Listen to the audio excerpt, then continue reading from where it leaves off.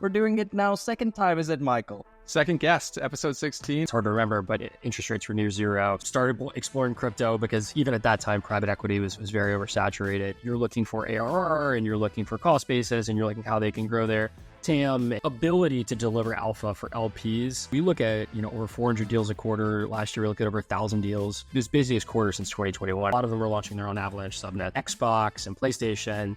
And they're doing all the things that we said. You're not missing, the home runs. We can't do ICOs in the US. The best way to learn crypto is really by doing things. We just did an episode on the rundown. So what is Tom's predictions for 2024 to 2025 Ethereum and Solana? I have actually a Solana Saga phone now. Ethereum ETF coming at some point. Sherrod Barad and Elizabeth Warner both up for re-election. Could potentially lose, actually. If Trump does get elected, there's potential he would put Ramaswamy as his VP. On another podcast, that if the Democrats win this election, and you work in crypto in the US, you need to move. You need to move your family. It's like almost existential. You can interact, on the internet, and all of your data is tracked through your individual wallet, and you can basically open and shut the door to allowing others to observe your activity online and the assets that you hold and potentially monetize that. So that's like the best case scenario for the future. The weather is going to be warming up here in a few months, so we're going to have to get on the golf course in the Boston area. Vibrant scene of Boston crypto investors, so I'll do my 12 hours flight and I'll come soon as well. I'll join you guys. Would love it.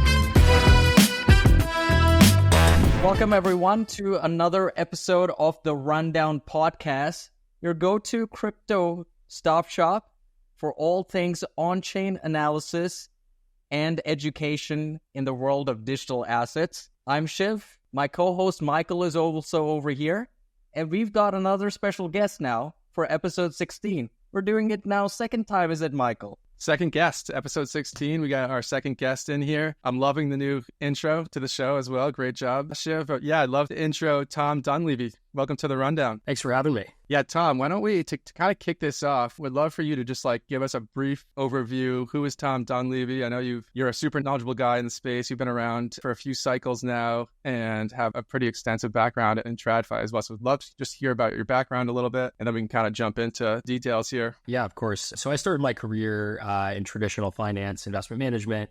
Spent a number of years at State Street Global Advisors, managing portfolios primarily in fixed income. After that, was an institutional investment consultant, advising pensions, endowments, foundations from 100 million all the way up to 8 billion.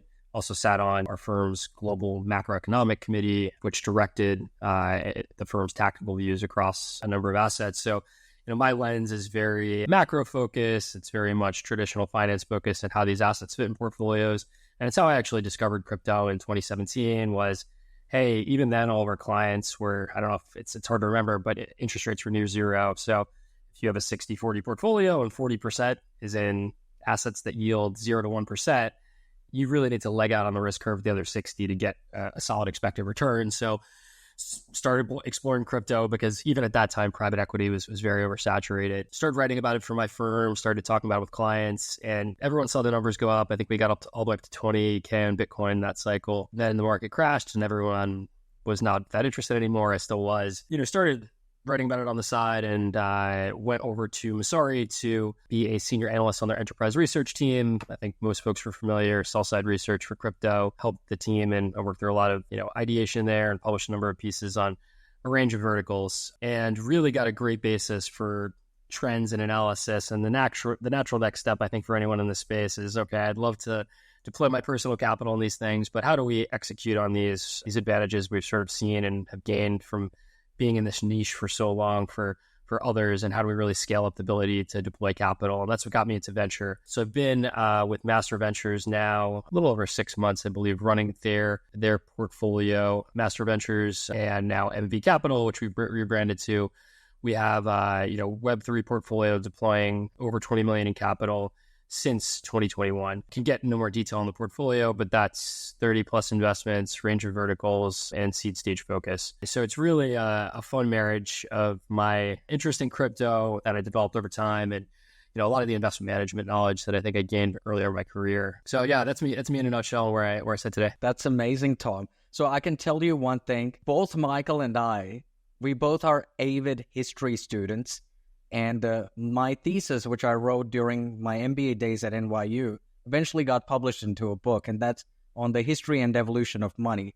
So I can tell you for a fact that both Michael and me, we both haven't forgotten the days of 0% interest rates in the US and the $6 trillion of stimulus that came during the COVID era under Biden administration that saw Bitcoin jump from $4,000 to then never go behind.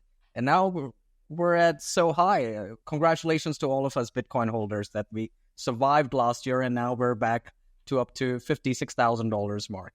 But that's a great intro, Tom. You got a great background, strong traditional finance, investment management background, then a stint at Masari, and now you're in venture capital. I'm going to really enjoy this conversation in this episode, Michael, because I've been dying to get somebody on the Rundown podcast that is part of crypto venture capital or an angel investor, because I've written small checks in crypto startups as an angel investor, and I have a lot to ask you, which I'll ask you during the later stages of this episode, Tom. But tell me a little bit more. As CIO at MB Capital, what is the overall high-level funds investment thesis? And curious if you can speak to any sectors. Is it predominantly the seed stage that you invest in, considering it's a $20 million fund and growing? So just to level set for the listeners. So Master Ventures, rebranded as MV Global, that's an entity that's been investing GP capital since 2017, 200 plus investments to date, a lot of capital deployed, and well-known in the space. We launched an LP-focused fund taking an outside capital, and that's branded as MV Capital. So that's the fund that I'm CIO of. The focus for us is seed stage investments, and we look at that primarily through the lens of fully diluted valuation. So target kind of that 10 to close to $100 million range. And the reason we do that is there is a good inflection point there where you can recognize that an idea has product market fit. It has some level of technology already built. You can see the traction potentially in the market.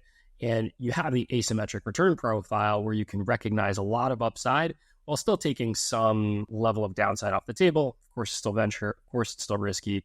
But, there's a wide range of funding environments in venture, right? You have the pre-seed, almost ideation phase funding, and that really is a spray and pray environment. And that's just almost a volume-based game. Just get as many deals as you can in, deploy at the right time, and hopefully you catch a few winners. Then you have all the way at the other end of the spectrum where you have real cash flowing businesses that, you're looking for ARR and you're looking for cost basis and you're looking how they can grow their TAM and have an eventual exit, which is probably going to be an IPO when you get to names like Consensus or Circle or others, right? There's a really healthy room in the middle there for seed leading up to sort of that Series A range where you could still get a potential 10 to 50x. And if you layer on a number of those in the portfolio, you're going to have some losers, have some winners, but overall you're going to build a really good return profile for your investors. And the way we think about up and above, just looking at sort of stage of the rounds, thinking about kind of the verticals that we play in, given the sort of nascency of the industry right now, we find it hard to just say, hey, we want to focus in one vertical and gaming or infra or whatever,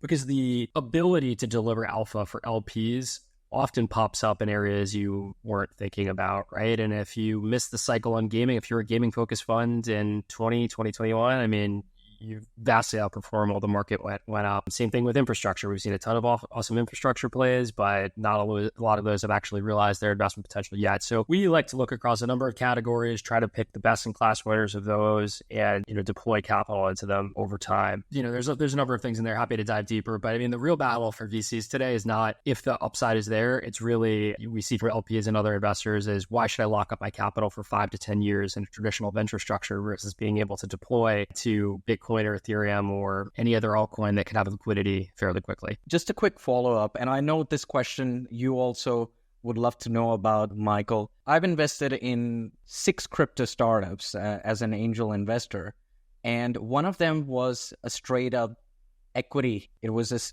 equity ownership rather than a token, investing in their liquid token. So I know, Michael, you're also interested in the answer for this question. So I'm just taking the initiative and asking Tom this. How does your fund or how do you approach investing in liquid tokens versus just straight up equity in a blockchain project? Like, do you have that thought process, or do you just invest in liquid tokens? So I think you've seen this in cycles in crypto. You had primarily either safe, so equity plays, or token plays.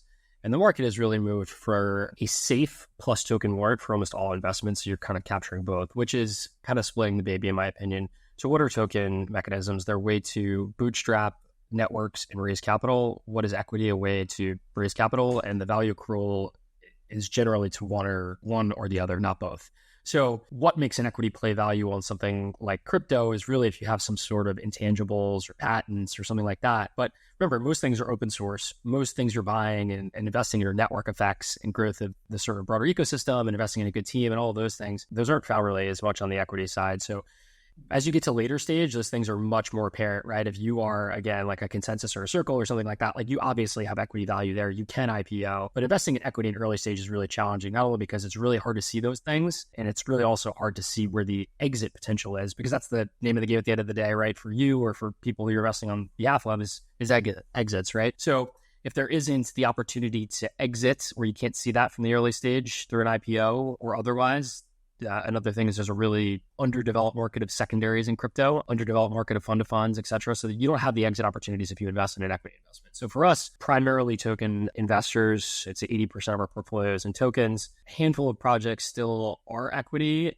but you'll see the projects that are generally equity are actually just trying to think of ways to actually get to a token, particularly as things are moving into a bull market, and try to realize liquidity much faster. Because for us, we're looking for upside, we're looking for return on capital there as well. But, if they're able to actually produce a token and get liquidity, that means more runway for them. That means more investment. And if their competitors are doing that and they're not, they're naturally at a disadvantage. So yeah, I'm primarily a token. Just a very quick one. Just so that I know, the last time I invested in crypto was in 2022. And so last year I was on the down low when it comes to angel investing because of the market conditions in general, which Michael will come up with later with some data around it as well. But just quickly want to check, since you said that with the equity and token warrant split, is it still the norm, considering you're a prolific investor through the MV Capital Fund, that you get consideration of token warrants at a consideration of $1? Is that still the norm? So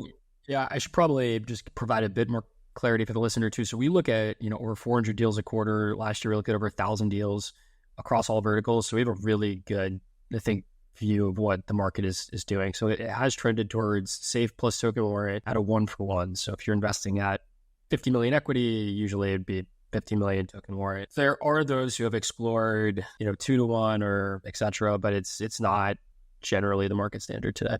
Understood. Thanks for that. That's insightful. Yeah, and I think we're going to get to some of these various mechanisms through which people are getting to liquidity with these tokens as well later in the show. Yeah, I wanted to kind of talk a little bit and transition a little bit to just the capital markets in crypto in general, Tom. And I think one of the mental models that I have for just crypto cycles sort of starts with kind of VC activity at the early stage of some of these cycles, and just kind of the interplay of how that feeds developers, potentially leads to new users, products and services, which potentially leads to more VC capital coming in. I'm curious, do you agree with that kind of mental model, that part of the reason these cycles are playing out is you do have a VC funding cycle that's sort of meta within the cycle? Do you agree with that? And then what are you seeing, I guess, just boots on the ground out there currently? Yeah, so I think you're spot on. And these cycles take a lot more time, I think, than we want to give. We're impatient as crypto investors naturally, especially in this world of,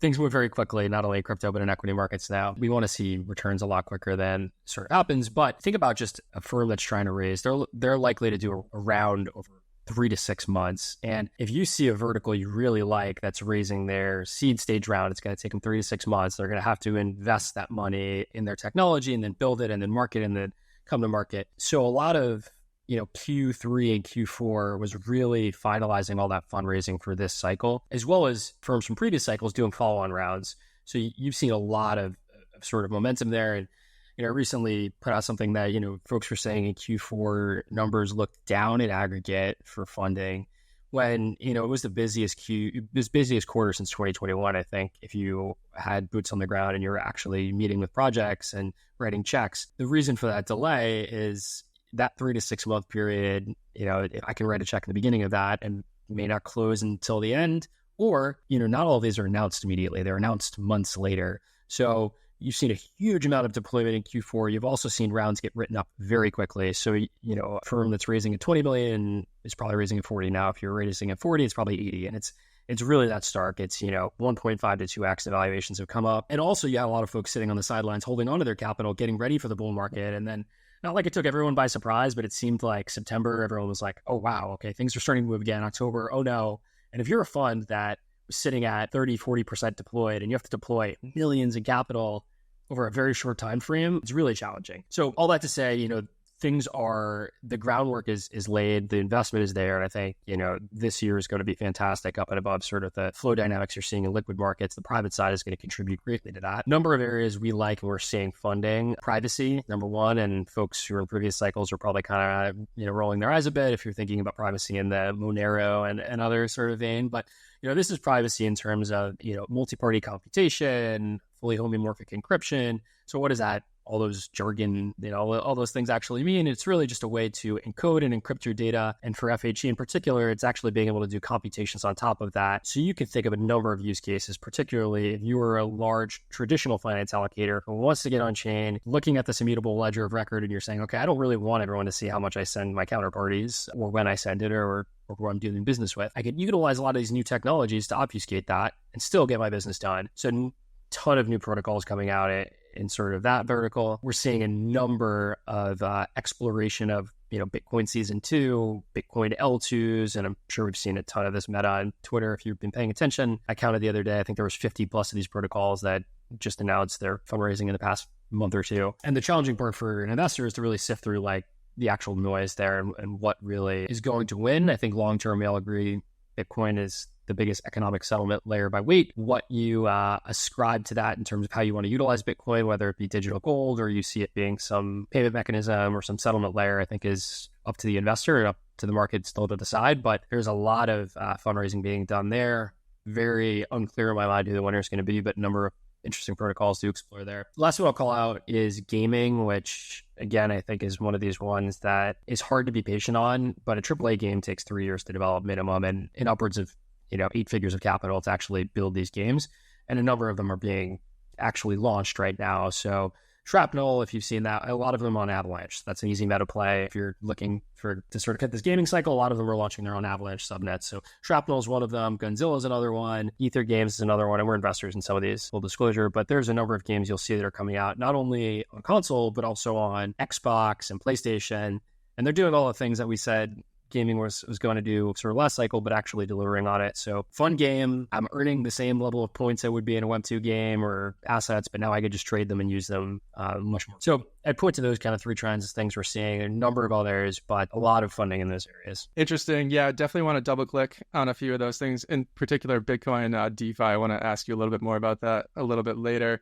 But I'm curious, just coming back to just general kind of mood out there, like, does there come a point in time in these like VC funding cycles where there's actually like too much capital chasing not enough quality projects?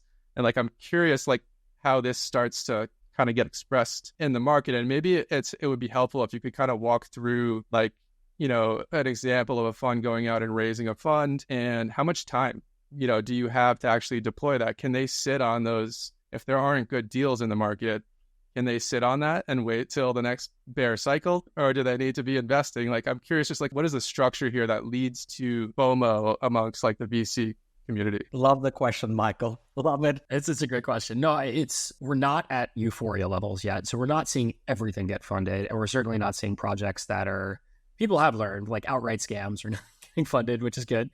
Outright copy paste of other protocols not getting funded. There is some level of disconcerting investor that's like, hey, this needs to be a little different for me to invest in it. Why are you doing it? And why am I giving you my capital? There is a much bigger recognition, though, I think, in this cycle of the time to market and ability for narrative to play a role rather than strictly fundamentals. So you will see projects that have a strong narrative actually, and may not be super differentiated, actually get funded because they have a strong go-to-market, strong team, and the investment might pump in the short term. And you've seen a number of those. In terms of, the actual fundraising side and how thinking, goes back to my earlier point. When you're thinking about things from an investment perspective, even for personal portfolios, if you're going to lock your money up in private capital and the timeline is 5 to 10 years, which it has to be if you're investing in these companies, all the investments that we make and others make, and I'm sure Shiv, you as well, your tokens are locked, right, for a certain period of time. Traditionally, that's 3, 6, even 12 months, they're locked. And then when they unlock, there's usually a vesting period of 2 to 3 years. So that's a 3 to 4 year investment process.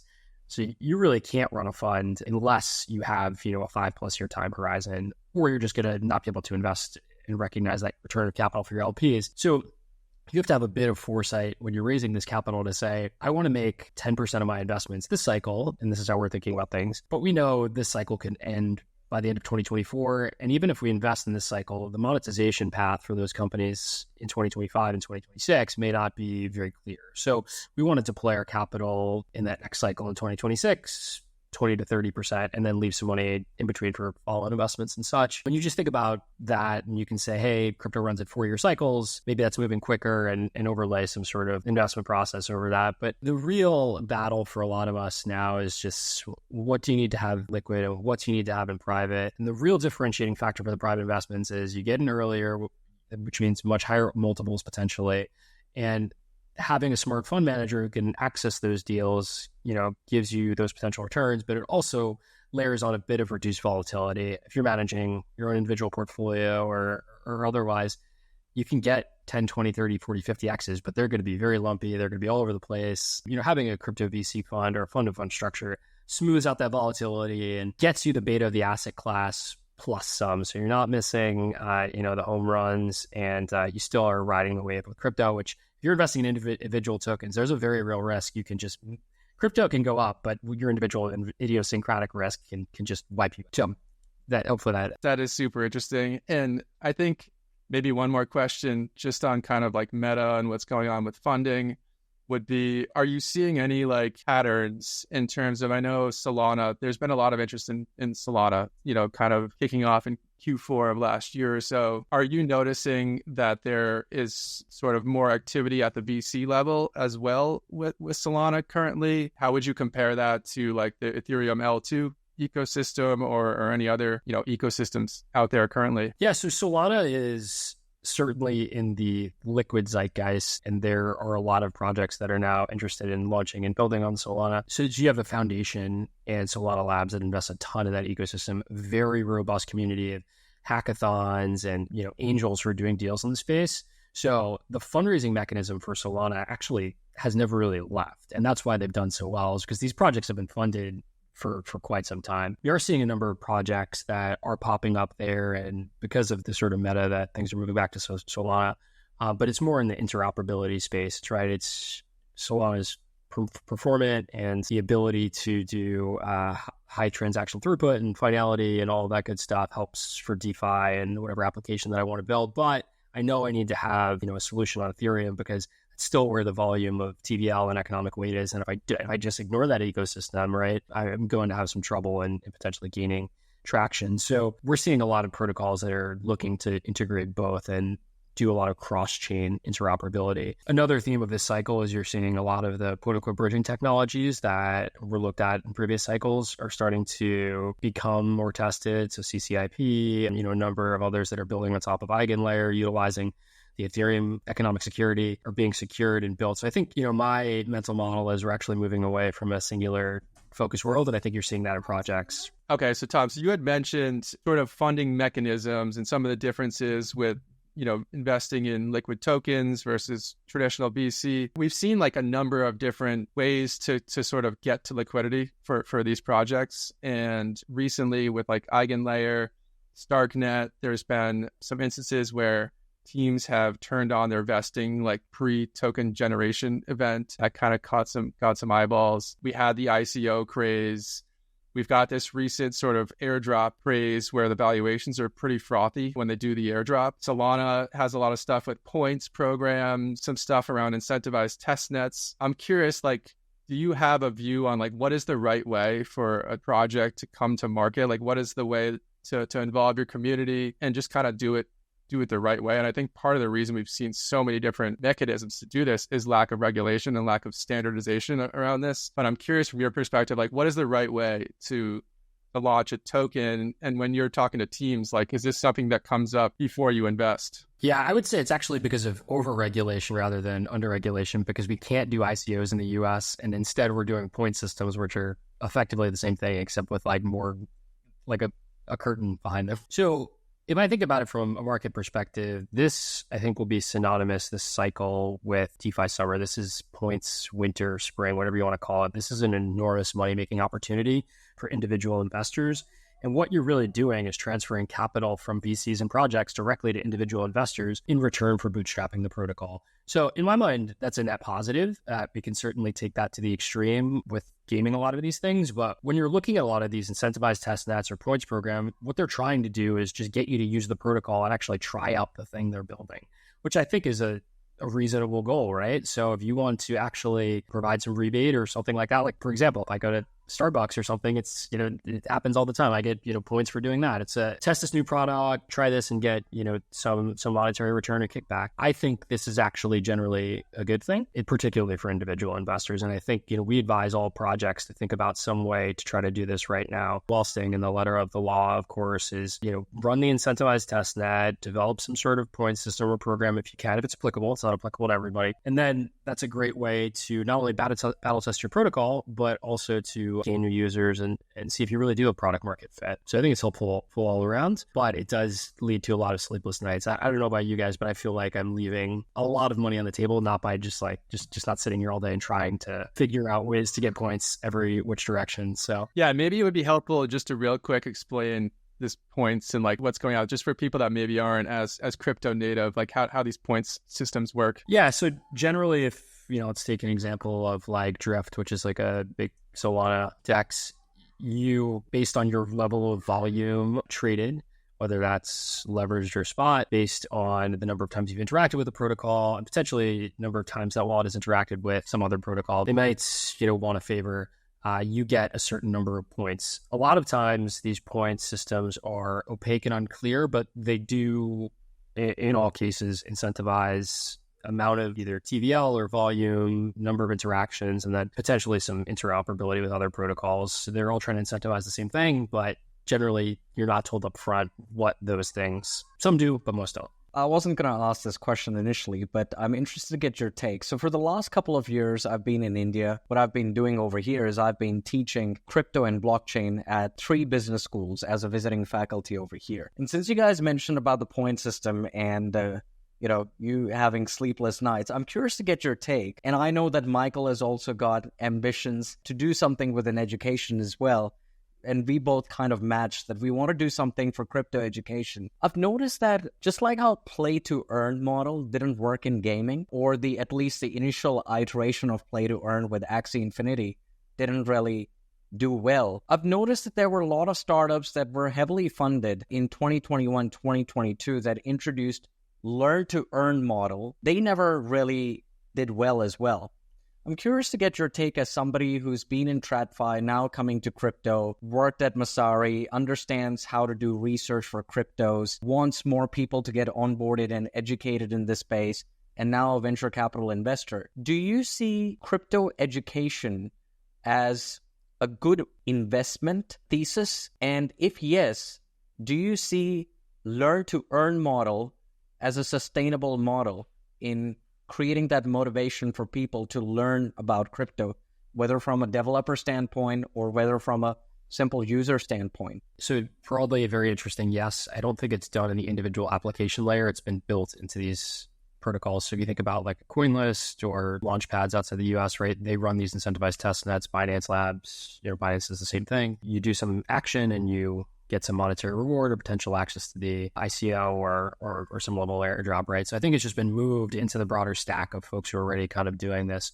already rather than the individual application layer. And that is a learning process, right? The only way I think a lot of us have learned crypto, and the best way to learn crypto is really by doing things, because it's complicated to sign into MetaMask, understand what a seed phrase is, to interact on chain and know how to avoid losing your funds is a baseline challenge besides just trying to get to the end goal of what you're actually attempting to accomplish on chain. So learning by doing is very important. And there's been some really interesting protocols that have tried to take you on that journey, but I think it's really just a journey you have to go on yourself. In terms of what I think people should do in terms of if they're trying to get in the space, it's use the technology first and foremost, but the technology is getting much easier to use. And I think that's probably going to get here before we have the masses that get onboarded. So easier wallets, easier user experiences, leveraging account abstraction and other sort of primitives that are going to make it the on-chain experience just that much better. But once you have that kind of red pill, signing up and leveraging a lot of the great research tools like Mike's reports that he sends out and others are fantastic tools. And then you naturally kind of fall down the crypto rabbit hole. So start with the free ones and then upgrade to the paid ones once you decide to get a little bit deeper and don't just throw money at every service out there. I think starting off with the free stuff is plenty for going in deeper. Got it. And as an investor, do you see crypto education as a vertical that is worth investing, or have you seen any projects that are really caught your attention? Not for us. I think consumer plays in general, which was really challenging. Again, the level and timeline, the ability to monetize those for LPs and then the timeline to do so takes a long time. It's sort of a lot of network effect games. So we tend to steer clear of those types of investments. Understood.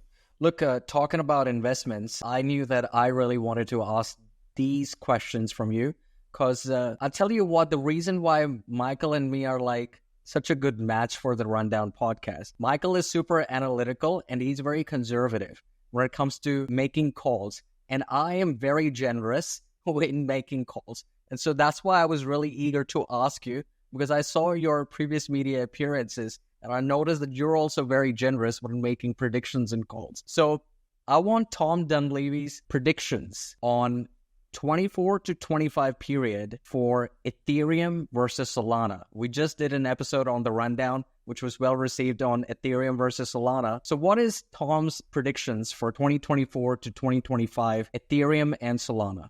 What are your predictions about these two smart contract platforms? Yeah, so I got red pilled into the crypto space through Ethereum because I think a lot of traditional investors can look at what we deem as cash flows in the Ethereum ecosystem and do some DCF, and I'm using air quotes for the listener here, and you can actually think about it as the internet bond or multiple other analogies that you can kind of get comfortable with, and you can assign a PTP to it, and then you can put it in your portfolio. So that was where a lot of my personal portfolio sat for a long time. And then you start actually using this stuff, and I have actually a Solana Saga phone now because it's 10 times easier to use than anything on Ethereum. It's all built-in technology. If I want to make a trade, I'd rather do it on any of the Solana dexes than like having to mess around with Uniswap, because like you still pay ridiculous gas fees. And yes, I can move to an L2 to do that stuff, but like, okay, now I have to bridge, now I have to wait, now I have to worry about gas fees to and from the different bridges, and worry about, that I set the money the wrong place or whatever. It's just, I think people in the Ethereum ecosystem still underestimate how important user experience is. And I understand decentralization for them is the long-term goal, which is why they're following the roadmap of, sort of following the L2 centric roadmap. But I think Solana and others are going to get there and have that product market fit with users a lot quicker than we can wait to move down the Ethereum roadmap. So I find myself now allocating almost, I think about this in terms of signing weights and who's going to win the L1 battle. And now I'm almost seeing Solana and Ethereum as sort of 50-50, when before it was more like 80-20. And it's because they're using tried and true method in Silicon Valley of move fast and break things. And while that doesn't always work, I mean, they've been able to find, a really great user experience. And, until a few weeks ago, we're able to push the technology right to the edges before it broke again. But that's what their bet is, right? That technology will keep improving over time, and that we're going to make the blockchain as fast as possible to adhere to the technology that's going to be present in the future. And decentralization as an underlying factor will come, which certainly has, I think Solana is now the second or third most decentralized chain by a number of metrics, even though people still think it's fairly centralized. So, for me, it's sort of a coin flip right now, and I allocate my assets as such. The one other point I'd just touch on here briefly is I do think, there is the potential that platforms we haven't even mentioned today also could play to that story. And I think allocations based on what you think that probability is of any success there should be a small portion of your portfolio, whether that's Aptos, Sui, or others. But we can talk about why I don't find any other ones like Cardano or any of the old cycle ones compelling, but there are other ones that you potentially could assign some weight there as well. Got it. So just quickly, end of 2024, Bitcoin, Solana, Ethereum, what's your price targets?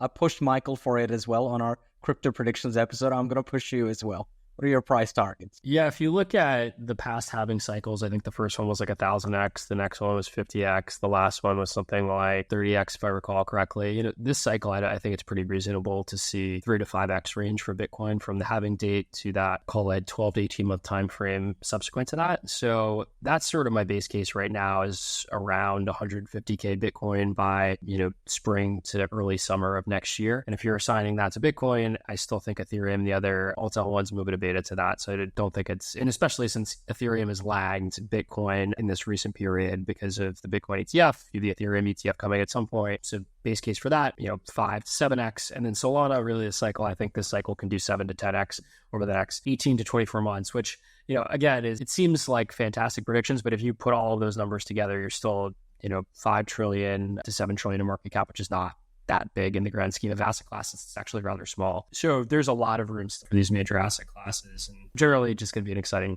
12 months, I think. Got it. So guys, do your own research. No financial advice by Tom. We have a disclaimer during the start of our podcast as well. So do your own research, but great calls. I would subscribe to that as well. Just quickly, interested as somebody who's living outside the US and is not American, and a lot of our Rundown podcast audience is international, based out of Europe and out of Asia. What does the upcoming US elections mean for the crypto industry? And I want you to be specific, since Bitcoin is now appreciated as a financial institutional asset. What does a Biden victory, or what does, maybe speaking too soon, but let's say if Trump becomes the Republican nominee, what does a Trump victory mean for Bitcoin and for other crypto assets? It must be immensely frustrating to not live in a country and have to worry about the politics and laws of another country, because I can barely keep up with it. In the US, I can't imagine how other international folks do it. It must be such a headache. And for our election cycle, there's a number of challenges, and most of them actually don't reside at the presidency. They reside in the Senate as well as the House. So the House right now, Republican controlled, Senate, Democratic control. It's potentially likely that we could have a Republican Senate and House. And that generally means pro-crypto legislation and pro-crypto things that could be pushed through. And the real blocker today in the democratically held Senate is through Elizabeth Warren. No surprise if people are paying attention, but also through Sherrod Brown, who's head of Senate Banking Committee and actually sets a lot of the policies. Sherrod Brown and Elizabeth Warren are both up for re-election, could potentially lose, actually. So there's one, if he loses, or if the Democrats lose control of the Senate. And if you lose control of the Senate, the Republicans would get the ability to appoint all the different committees, which, help lead legislation and would presumably be favorable. If he loses, or Warren loses, or I think there's probably 5 or 6 other senators that are sort of have the ability to flip to Republicans, we're going to be in great shape for crypto. So generally, I'm very hopeful for this election cycle, but who knows what could happen from now until then. We could get another Trump lawsuit that, things are Republicans. We could have Biden, drop out of the race. We could have another Democratic candidate come in. But broadly, I think things are moving in the right direction. Last point I mentioned as well is if Trump does get elected, there's potential he would put Ramaswamy as his VP, which, Ryan Selkis and a bunch of others have pointed to. And he's obviously very pro-crypto, as anyone sees who's been following him. And Trump himself came out a few weeks ago and said, this Bitcoin thing seems like it's here to stay. Maybe we got to regulate it a bit more. But he didn't seem outright dismissive of it like the Biden administration is, trying to, regulate it out of existence. And he has his own NFTs. So I think he's probably generally okay at the top level if he gets it. So Michael has introduced me to poly markets, so I'm putting my bet on US elections on chain for the first time. But again, no advice to our Rundown viewers. Yeah, love to hear that. And I actually saw Tom, I think your former boss, Ryan Selkis, say on another podcast that if the Democrats win this election, and you work in crypto in the US, you need to move. You need to move your family. It's like almost existential. Is this hyperbole, or would you agree? I know he's pretty locked into the political scene here in the States. Would you agree with that? Like, is it that big of a deal that, Yeah, Ryan's extremely plugged in, but I think you've seen others who are also equally plugged in.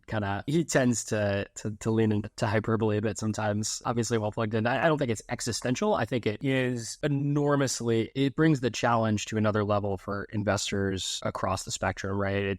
It wouldn't be good for crypto in the US, and it would certainly continue to push things offshore. One point I did mention is every company that we're investing in right now, almost every one of them is outside of the US. Most of them actually headquartered in Dubai or Singapore and somewhere in Southeast Asia. If they do have a US presence, it's a detriment today because they have to contend with a lot of securities laws and things like that. So I think it's already a big challenge. Things are already moving offshore. So unless you see a complete US, that's just going to continue to be the trend. That makes sense. So shifting from politics to privacy, covering a lot in this episode of The Rundown. You had mentioned, privacy is one of the areas that you guys are focused on. You're seeing a lot of interesting projects out there. Would love to hear what you're expecting to see here. And like when we talk about privacy, we're really just talking about the ability for users to interact on public blockchains and for all of those transactions just not to be known publicly and available for anybody to observe. But still, we can prove that the transactions happened, right? That's kind of like the best of both worlds, where you have the public infrastructure, you have privacy, but we can prove, what actually happened. How do you see this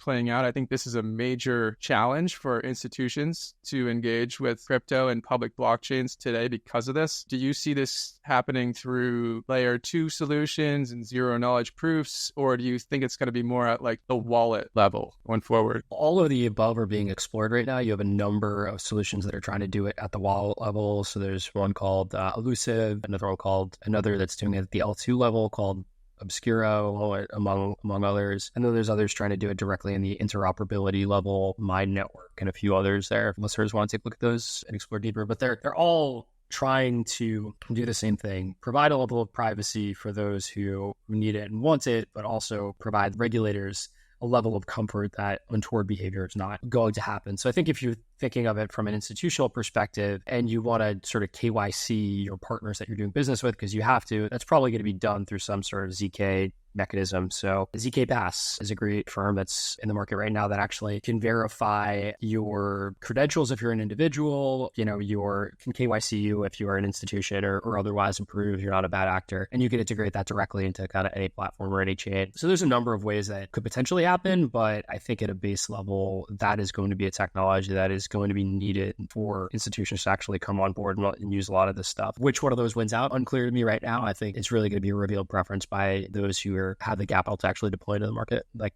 the JP Morgans of the world and other was. Yeah, I think that's like the utopia for me, is like you can interact, on the internet, and all of your data is tracked through your individual wallet, and you can basically open and shut the door to allowing others to observe your activity online and the assets that you hold and potentially monetize that. So that's like the best case scenario for the future. So shifting over, maybe double clicking on this a little bit, I think one of the reasons that we've seen a lot of private blockchains and institutions preference for these private or permissioned blockchains, which are really more centralized, really the reason for their existence is this sort of lack of privacy on public blockchains and also scalability. Where do you see that space playing out? This is kind of where, you've got JP Morgan on the Quorum blockchain and some of these other sort of like, some of them are forks of Ethereum. How do you see this resolving? We have like Chainlink, and CCIP trying to do some things. Do you see everything moving to public blockchains, or do we end up with these bifurcated liquidity silos with private versus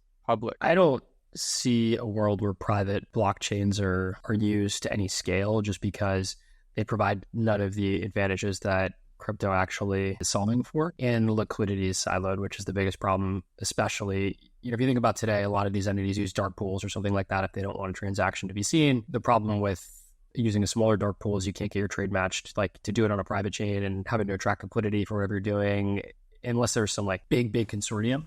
It's going to be really, really tough. I think it's really just going to be solved through ZK proofs and just ensuring the counterparty you're doing business with is not on some watch list or some terrorist actor or otherwise. That makes sense. I definitely agree with that. So I want to just double click on a few things here as we start to kind of wrap up the show. You had mentioned Bitcoin DeFi. This is something I've been meaning to just spend more time on. I know I keep hearing there's a lot of sort of funding activity, Bitcoin DeFi, Bitcoin L2s, we've seen ordinals. So like Bitcoin's kind of having this like moment of innovation. Do you see this as a flash in the pan, or is this something you're doubling down on? There's just enough from like a technical perspective. Is Bitcoin developing in ways that we're going to see just more use cases on Bitcoin going forward? Yes, absolutely in my mind. But the challenges individuals are trying to contend with are inherent to the Bitcoin blockchain itself. The block times are far too long to have high performance DeFi, and there's a number of workarounds that Stacks and others are trying to actually implement that make that true. I'm very hopeful someone's going to get there, but a lot of the solutions we're seeing today are really just playing on the theme of, okay, there's ordinals on Bitcoin, there's inscriptions, fantastic. Like, let's build a BRC20 DEX, or like, just like building all the things that are on Ethereum and that we've seen in the last cycle, but just porting them over to Bitcoin and then trying to get, which I'm bearish on all of those. In terms of like the general Bitcoin DeFi meta, I think we're going to see a lot of really cool projects and things develop, but it's going to take time, especially since you have half of the Bitcoin ecosystem fighting directly against this and saying we don't want these things and trying to potentially have changes to do away with them, right? So you have half the ecosystem fighting against them actively, and then you have the other half of the ecosystem saying, no, Bitcoin can and will do many more things than just be ossified as digital gold forever, and you hold it in your cold storage and you never move it. Like, there are other things that could happen. I'm very much in that. There will be new things, mainly DeFi, because I think that's the biggest use case for Bitcoin in particular is having that economic settlement layer that I think a lot of folks would agree is really important. So very early days there, but we will see a project that will win this cycle. I just don't know what it is. And yeah, we're going to be covering this through the DeFi report, I think, soon here. All right, so this has been an awesome discussion, Tom. Thanks again for coming on. I saw you had some interesting thoughts. This is a space that I operate in a little bit here, but I saw you had some interesting thoughts about data companies in crypto. There's a number of them out there. You've got like the Glass nodes, the token terminals, the coin metrics, and Artemis, these data shops that are out there, all pretty nascent and similar on the research side. So you've got the Masaris of the world, the Delphi Digitals, the Block does research. You kind of have like a lot of these hybrid data research shops, and you had some thoughts around consolidation in this space. I'm curious, like, how are you seeing that space play out? Are we going to see these data and research shops bootstrapped crypto native and maybe TradFi partners with them? Or do you see crypto companies consolidating internally? The research model in general, whether TradFi or otherwise, is immensely difficult. It's a very margin compressed business. You have a lot of FTEs, and otherwise you need to support full-time employees, and they can only produce so much content. So, I think we're going to see a lot of consolidation from these crypto research houses, either together or, with TradFi folks as well. There could be some exploration of new business models too, because just having folks pay for some subscription service doesn't scale well, particularly when you're trying to raise new rounds. And a lot of these guys have raised enormous rounds already, right? I mean, Dune, Masari, Nansen, all, mid 9 figures. I think Dune might have been $1 billion. Or Nansen might have been $1 billion. To raise that next round and actually show some level of margin and multiple for an investor, you're going to have to explore new business models. Some have explored having their own VC arms like Delphi and others. Others are looking for ways to integrate AI. But all that means is consolidation among the businesses. You also have the challenge that all this data is publicly available. So how do you layer in some insight? It's really an aggregation plan with a level of insight on top of that. One of the really cool things that I've been seeing recently as well is people taking that data and a lot of the publicly available insights that you see on Twitter and others, and actually building machine learning on top of it, building searchable algorithms on top of it. So I don't know if you guys have seen Kaito, so Kaito, really, really cool innovative business model. And I think folks like that who are coming in and providing a level of insight and making the research process easier for folks will naturally be scooped up as well to these bigger platforms who have those war chests that they raised the last cycle. So generally, I think we're going to see a lot of consolidation in the industry, but better technology for researchers and users. So continuing to move in the right direction overall. Awesome. Shiv, anything else? No, I think this was great. And Tom, I know that you got a Red Sox game to attend, and we've been making you wait for this podcast to be with us, which you've been very kind, and you've answered a lot of things for us. For our Rundown audience, how can people connect with you? And if they want to learn more about MB Capital, how could they learn about MV Capital and Tom? Yeah, so Dunleavy 89, Dunleavy on Twitter and Telegram. And we are just starting the process of raising our next fund. So if you're an accredited investor, feel free to shoot us a note. If you want to just chat about research or yell at me why I don't like your favorite coin, also feel free to utilize those channels as well. Amazing, Tom. This was power-packed. I know, looking at Michael, he enjoyed a lot of your responses as well. I certainly enjoyed it. So this was great, and I appreciate you taking out the time in your busy schedule to do this on the rundown with me. Yeah, thanks for coming on, Tom. The weather is going to be warming up here in a few months, so we're going to have to get on the golf course in the Boston area as well when you're back from Florida. Vibrant scene of Boston crypto investors. So I'll do my 12 hours flight, and I'll come soon as well. I'll join you guys. Would love it.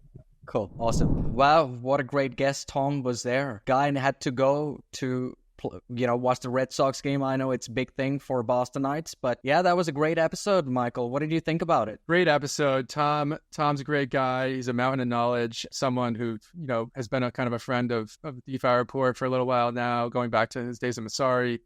And yeah, he's just got so much knowledge on the space from a number of different angles. From somebody who comes in from traditional finance, he's been a senior analyst in the space, so he's very familiar with just doing really deep research on projects and ecosystems. And now as a venture capitalist, really being boots on the ground and like seeing kind of what the next wave of innovation is coming into the space. So hopefully some interesting takeaways for the audience out there. I think we just talked a lot about funding and the capital markets for crypto. I thought it might be interesting just to pull up a little data here and hop into the terminal to just take a quick look at like periods of funding over the last couple years and what types of deals we're seeing come in so far in this cycle. And then we can wrap this up. This was a screen. I saw this shared, and actually this was something Tom had put out there or at least commented on.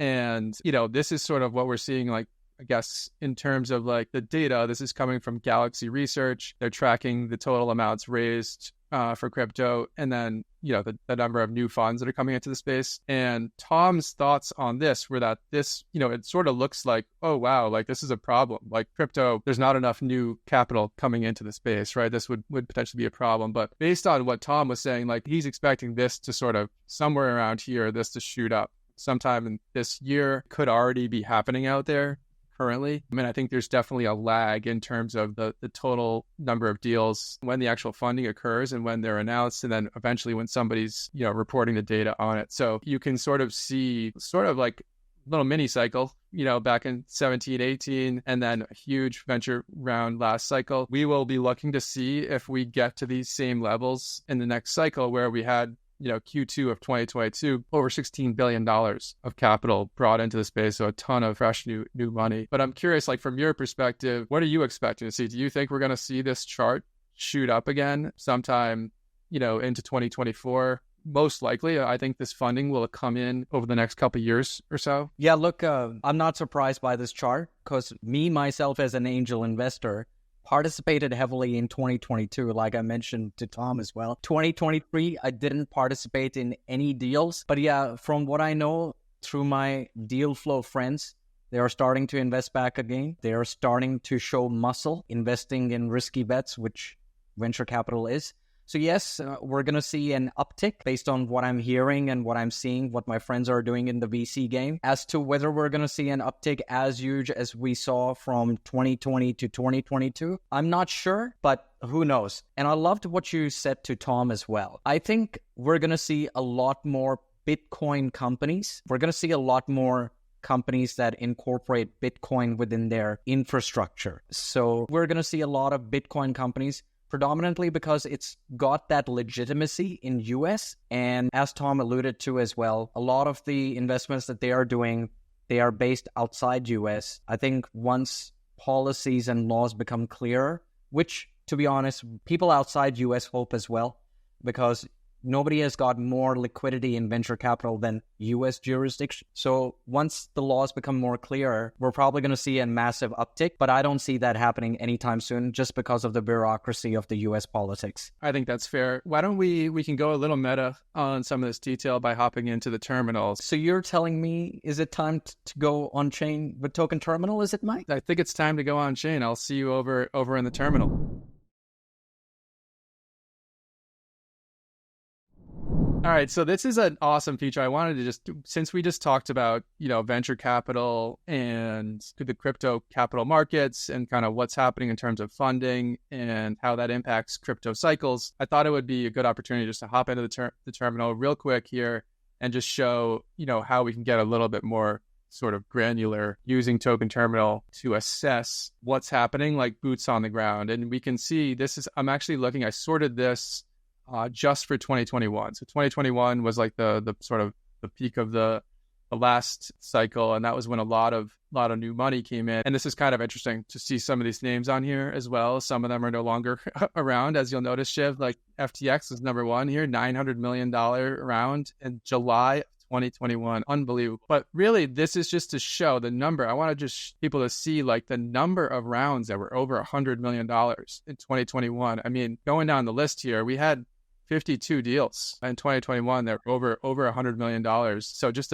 a massive amount of capital came in. Some of these firms, as we mentioned, no longer around. But the interesting, I guess, insights that I'm trying to look for, and we'll move into sort of what we're seeing more currently here, is, which ecosystems are being funded. And then, a lot of the conversation we just had with Tom was to try to unearth which use cases are starting to see are getting seeded, which ecosystems.